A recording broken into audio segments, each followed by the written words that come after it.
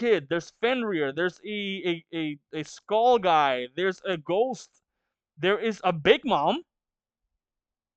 Okay. What is going on? My name is Flip, and man, oh man, last time Ragnarok is here. That's all I'm really gonna say. I don't know if this is a good thing. I don't know if this is a bad thing. Maybe we're heading into way too much into the war already. Maybe this is great. I don't know. I hope that people are excited because this was a setup chapter that is very exciting for today's chapter. Hopefully, because Oda is one to like maybe not give us it, and that would be problematic. But regardless, without any speculation, I am once again beneath the rays of the sun god, and the sun god Loki is here. Anyways, let's head right into chapter 1142, titled The Things I Find Scary. And so we get Onisha and Yamato on the Holy and Narushan Ground Pilgrimage, Volume 28. Give back the sword and the girls, Thunder Bagua. And so all of a sudden, from somewhere, I don't know from where, Yamato appears and knocks the shit out of Who's Who. With that in mind, let's head right into the actual chapter. Okay. Miss, the children are in an uproar. And so all of a sudden, okay, I don't know if this is Gunko or if this is an actual thing, but over in the child area where the children were, there's a giant ass snake. Help us, miss. There's a huge snake in the schoolyard. It's Jormungandr, the world serpent that will end the week. Okay. I don't think that's actually Jormungandr, but like, let's see. End of the week. Like Saturday? Yeah, it's gonna eat us. And so we got this giant ass snake that the face reminds me a lot of the Hydra from the Hercules movie. If you saw that one, the Disney one, that's what it reminds me of. Everyone, get in the school. Okay? Walrus School staff room. Teachers, it's an emergency. There really is a big snake out there. Is it a beast from the realm of the dead? What's it doing in the sun realm? I hope we can get everyone out. So mathematics teacher, Mr. Breed. I love that we're getting like introductions and names for these characters, even though we shouldn't. Like they're not important. Let's go to Chiefs. Walrus School principal, Mr. Kiba, and it's this guy with, instead of horns or like actually looking like a giant, he legitimately has the face of a walrus. It's like a regular man that looks like a walrus and has glasses and everything. And then of course Miss Anji, who's the language arts teacher and librarian. But in the meantime, the kids are, Miss, it's gonna eat Aiger-kun. Aiger-kun. So Aiger-kun is crying. This is why, specifically why, we need more Colons out there. I think his name is Colon. We need more Colons out there. And so Colon has to interrupt, right? Out of the way, and so someone comes in. Oh, it's the walrus guy, I think. Because he has the walrus looking thing, but it doesn't have the glasses, so maybe it isn't. And so with a giant hammer that actually looks like, a modern hammer, whacks the shit out of the snake. And so the snake seems to be dead. Sorry. Oh, okay. And so Saul appears and he's going, sorry, I'm late to the party. Final. Okay, it's not dead. Final exorcisation. And so covered in armament hockey, Saul, boom, goes down on the snake. That sounds weird. And so it's been exorcised, apparently. Okay, funny. Yeah, wow, okay. What the? It's the principal. Oh, so the walrus guy is a different guy from this walrus guy. This is the principal, former giant warrior pirate. Former giant warrior pirate, okay. Principal Kiba.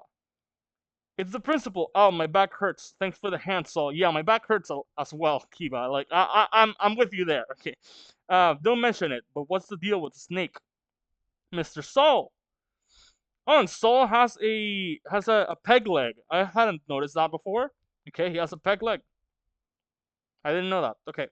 I didn't know the principal was a warrior. Mr. Saul is as strong as they say. He used to be a marine, right? Cool. It's not cool. It is not cool. It can be many things, but cool is not one of them. So there are monsters in the realm of the sun too, Saul?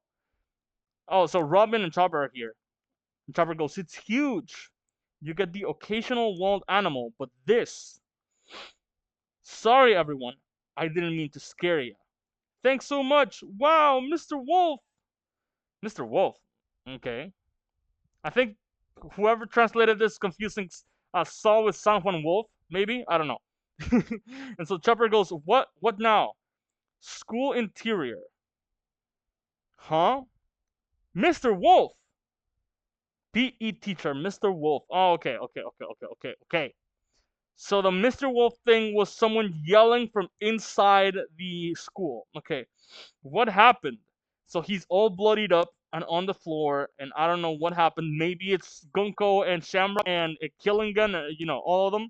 Maybe. Uh, I'm fine. But the children, what happened?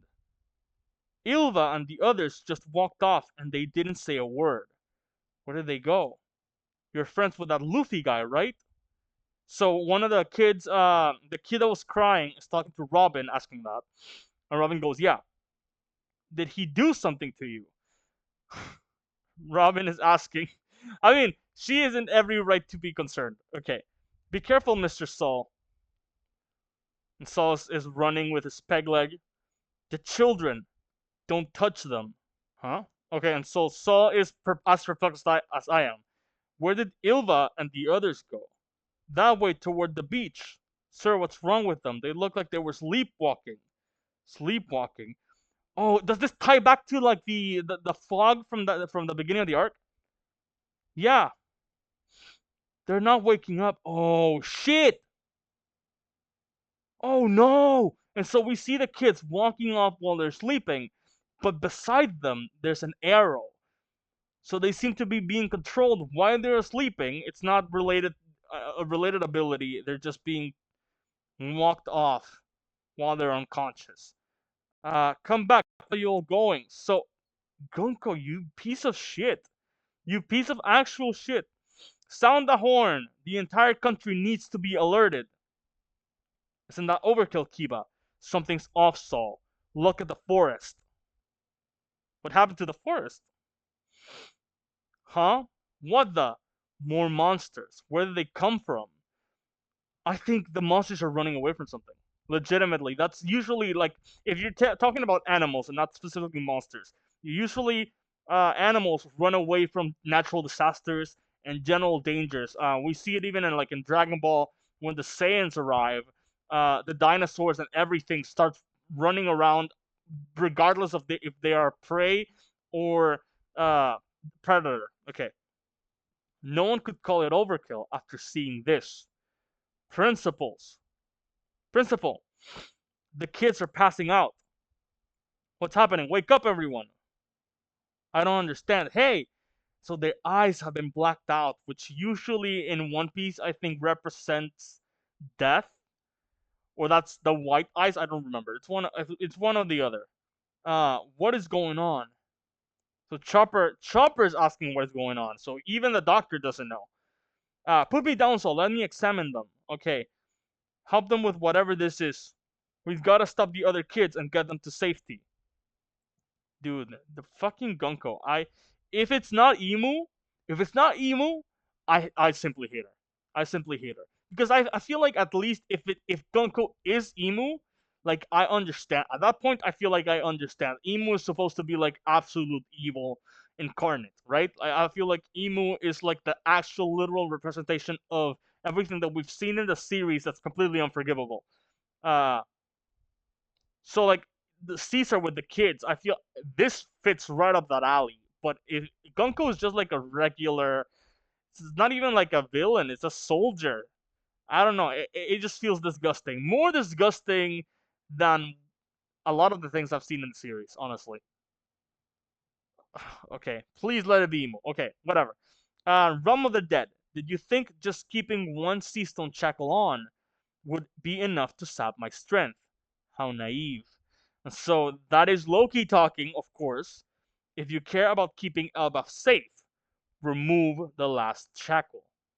Rest assured, Even in my current state, I'm far from helpless. And so Loki is so much bigger than Hydrogen. So we get this shot of Loki superimposing over Luffy, Zoro, Sanji, and Hydrogen. And Hydrogen is significantly more smaller than Loki. I don't know why it's more smaller. It's just smaller. Uh, Loki, and Luffy goes, "You." Sanji goes, "What's his deal?" "I'd hurry up if I were you. If I strike, the flames will rage." This is still falling within my Nico Nico no Mi theory, the sunlight fruit, and he believes that he is the sun god because it falls within that. Okay. You know about Elbaf's greatest weakness, right? Fire. He hasn't said it, but that's what was talked about last time. Fire. Fire is the greatest weakness of Elbaf. "I will wipe you all out." And so we get Black Lightning with the hammer. He's about to swing the hammer, and there's Black Lightning, I think. So that could be Conquerors for sure. Um, and Hyde yells, "Stop it, Loki!" And Loki straight up smashes the tree with the hammer. Crackle, rumble. So it seems he hit the thing, and lightning is kind of being summoned. So we get a reaction shots of the monster trio, Hydrogen and the other giants, and all of a sudden, boom! The point that Loki struck is struck by lightning, summoned from the sky, and a fire starts going off. Was that lightning? Wait, maybe that's Mjolnir. Like maybe that hammer is Mjolnir, and this is not even like his Delva fruit. This is just like a super hammer thing. Okay. Was that lightning? Elder Rule, a fire has broken out in the south. I heard a horn blare too. This is bad. Put it out. Back to Walrus School. Mr. Soul, principal. All these monsters, I recognize them. Are you serious, Anji? It was just earlier today. It's Loki. He can use his hammer to destroy the world. We're going to see that Usopp hammer. I'm telling you right now. Not this chapter, but we're seeing it. He's getting Mjolnir to destroy the world. Nuh-uh. The one who's gonna do that is Nika. So one of the kids drew Nika and said, "No, no, no, no, no. Loki ain't destroying shit. It will be Nika who will do it." But Loki believes that he is Nika, that he is Joy Boy, that he is the sun god. "Hey, look at mine. I drew Loki because he's the scariest." "No way, Fenrir is the most frightening." Okay? Don't stand on the table. I feel the fact that they're bringing up Fenrir is important, right? Like more than likely. Okay. "No, it's ghosts. Drugger, a storm, Neo Hogger, Jormungandr, my mommy." Are you kids finished? So they're talking about the things that are the most, the scariest. Okay. Miss, thinking about this stuff is gonna give me nightmares. Sorry, Yuva. So this is the girl that was gonna be taken off by Gunko. But these drawings or writings, writing exercise. But these drawing and writing exercises really let your personality shine. And so we get a drawing drawn by one of those. This is a Fenrir drawing, and it's a silhouette that looks very much like the silhouette of the dog that we saw in the earlier panels. So it seems that whatever is happening here, it's being the kids that are sleeping. Oh, these okay, the nightmares of the sleeping kids, right, that are they're being brought into existence, right? So it's likely that Yuva, who is asleep, is having a nightmare, and that nightmare is about Fenrir, and that Fenrir is now in the real world because interesting. Okay, but this drawing and writing exercise really let your personality shine. Each of you has a unique perspective, and your imaginations are amazing. So we cut from this happy-go-lucky Anji to this very serious and concerned Anji. All the beasts are things that the kids fear the most. That's crazy. That's insane. This is their nightmare world. Okay. All right. That should do it. And so we get this nice panel of all the drawings. There's a Nika. There's a Nika in the background, the sun god. From the drawing of the kid, there's Fenrir. There's a skull guy. There's a ghost. There is a Big Mom. Okay. There is a Zeus. Okay. A squid. Another giant. A dragon. A mole. And a chicken thing. Okay. I mean, I'm guessing some of the names that like Drugwer that I didn't recognize are probably in here, and some other YouTuber that knows more about this stuff will probably know and realize. Anyways, all right, that should do it. And so the person saying, all right, that should do it. There are now two Saint Killingams. One is the one that's awake, and then there's one that's asleep. So there are two of them. Yep, good work, Killingam. I'll let it up once those fronts reach the ship. So, okay, very interesting. Do you think they'll be able to get them back? Ha ha ha ha. To love is to inevitably hurt one another. Ain't that right, Gunko? What scares you the most? And so that is Saint Summers talking.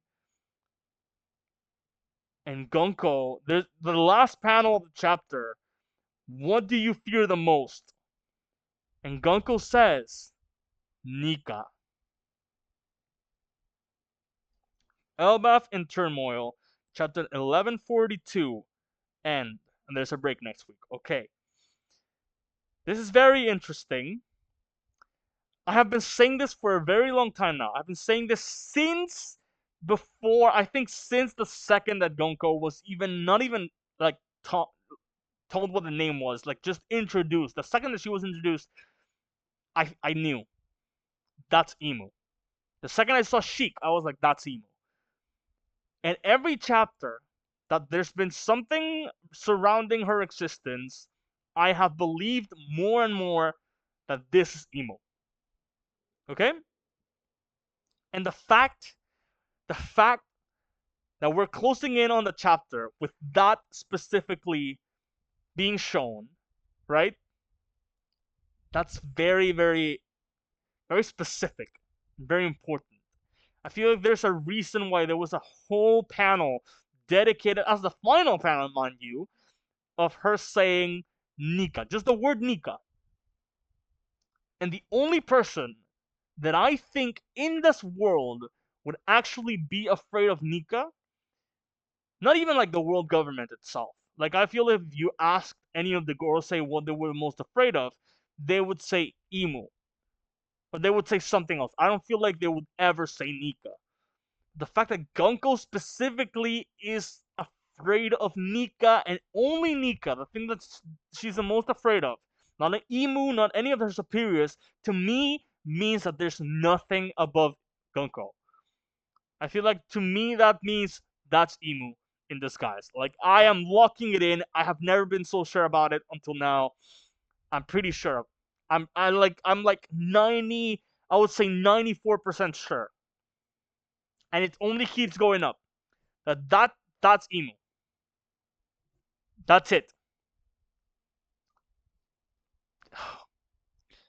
I'm gonna rejoice when that happens. Like the second that it's revealed that that is Emu, I am so sure. I am so unbelievably sure.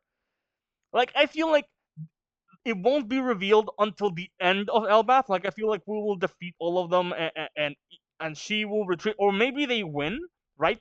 Like I feel like they could win, and then like okay, let's wrap it up. We're done here, and so they leave, and then we cut to Gunko, and she sheds off her bandages and all her things, and then she puts on a regal robe, and she puts on the crown, and that's the ending of that chapter. Whatever chapter it is, maybe like 1133. No, that's a little too early. I would go as far as to say 1185. Maybe that's a little too much. Let's go with 1165. 1164. Like around there. I feel like that's where we'll get that. If it's any of those numbers, like I'm gonna flip. But like, yeah. I mean, I don't know what else to say. I mean, the fact that that has to be a devil fruit, right? The ability to bring nightmares into the real world. That's crazy. That's crazy. I feel like the only person to this day that could have done that uh, was Uta. So I don't even know, like, does this fruit specifically affect people that are already sleeping, or can killing them puts targeted people into sleeping already? And like, I wonder if this targets everyone that is sleeping, like regardless of whatever, just brings their biggest fear into reality. I wonder what Luffy's would be, because I feel like Luffy, Zoro, those two are the most prone to falling asleep. And now with Usopp drunk, I feel like Usopp can also be very prone to falling asleep. Uh, Zoro isn't prone to falling asleep from alcohol, but he's prone to falling asleep in general. So I do wonder what their specific three fears are, and more specifically with Usopp, someone that is afraid of everything, essentially. What do they fear the most? Out of everything, what does Usopp fear the most? I don't think that's anything that has ever been talked about before. And if it's a giant, that can fill the David and Goliath story, even if it's not Loki. Which I still think it and most likely would be, because now of Mjolnir. If it wasn't because Loki has Mjolnir, I don't know. But I feel like Usopp's getting that Mjolnir, because we've had Usopp Hammer for the longest time. I don't really have much more to add. Like, I feel like that's just it. Like, my fears about children came true to a degree, but they were halted, so it's not like they were actually taken, but it's still disgusting to me that they would take them. And I'm pretty sure that's all that happened in the chapter, really.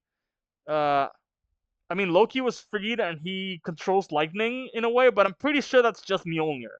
I'm pretty sure that's just the hammer, and not his actual fruit. Which would be very interesting if also, like, maybe the hammer's enchanted, or maybe the hammer has a devil fruit of its own and it controls the weather.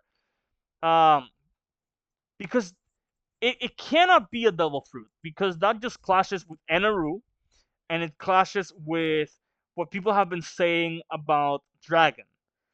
I have never been a true believer that Dragon has a weather fruit, but if this so happens to be a devil fruit for the hammer or for himself, I'm sorry, but that theory's out of the water. That theory that Dragon controls the weather, like with the devil fruit, it's out of the. I have never believed it, but like it's out. If that's the case, we still haven't seen it. I still believe in the Nico Nico no Mi. Got to, and with an ability to control the weather from the hammer itself, that would be a great pairing. Honestly, the ability to control the weather and affect sunlight and whatever, and be able to combine that in some way into combos, that would be pretty cool. Anyways, yeah, I've talked too much. I don't really have any other thoughts. And with that in mind, I will see all of you. Thanks so much for watching. I hope that you like, comment, and subscribe. And I will see you in whatever next video I make. And hopefully I will see you in 2 weeks for chapter 1143. And I will see you on the flip side. Take care, everyone. Thank you so much. Bye-bye.